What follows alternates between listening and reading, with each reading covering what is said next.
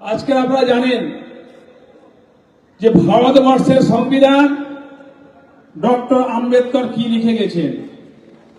আজকের ভারতবর্ষের সংবিধানে ডক্টর আম্বেদকর বলেছিলেন যে government of the people, government by the people, government for the people.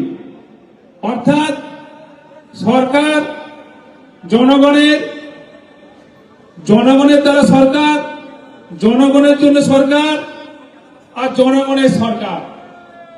সেই চিন্তা ভাবনাকে পাথেয় করে আমাদের মানবিক মুখ্যমন্ত্রী মমতা ব্যানার্জি মহাশয়া এবং আমাদের সকলের প্রিয় নেতা, প্রিয় সাংসদ এবং সর্বভারতীয় তৃণমূল কংগ্রেসের সাধারণ সম্পাদক, লোকসভা দলনেতা অভিষেক ব্যানার্জি মহাশয় সেই ডক্টর আম্বেদকরের সংবিধানকে মান্যতা দিয়ে সেইভাবেই সরকার চালাচ্ছেন। কিভাবে?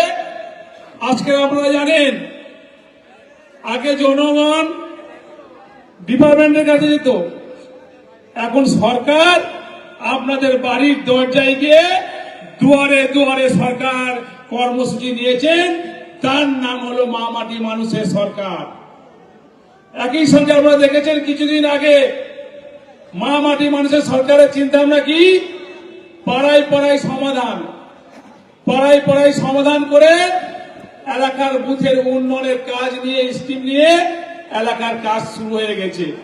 এটাই তো ডক্টর আম্বেদকরের সংবিধান ছিল, যে জনগণের সরকার, জনগণের দ্বারা সরকার আর জনগণের জন্য সরকার। কিন্তু আপনাদের মাথায় রাখতে হবে, আজকের দিনে ভারতবর্ষে এমন একটা সরকার আছে, কেন্দ্রীয় সরকার, ভারতীয় জুমলা পার্টির সরকার।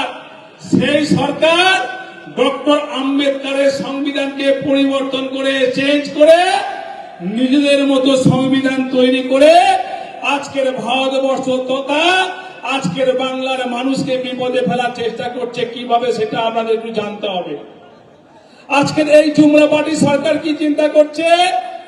চিন্তা করছে government of religious division, government of by the religion division আর government of for religious division. অর্থাৎ ধর্ম বিভেদের সরকার, ধর্ম বিভেদের দ্বারা সরকার আর ধর্ম বিভেদের জন্য সরকার। এইভাবে সংবিধান তৈরি করছেন। আপনারা বুঝতে পারছেন কিভাবে? আজকের ওরা জানে না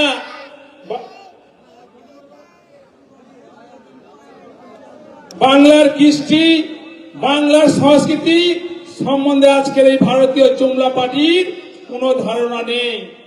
তাই আমি আজকের বক্তব্য রাখার অনেক ইচ্ছা ছিল, কিন্তু আজকের আমাদের সর্বভারতীয় তৃণমূল কংগ্রেস সাধারণ সম্পাদক আজকের আমাদের এসআইআর নিয়ে ভিসি হতে চলেছে, তাই আমি বক্তব্য করতে পারছি না।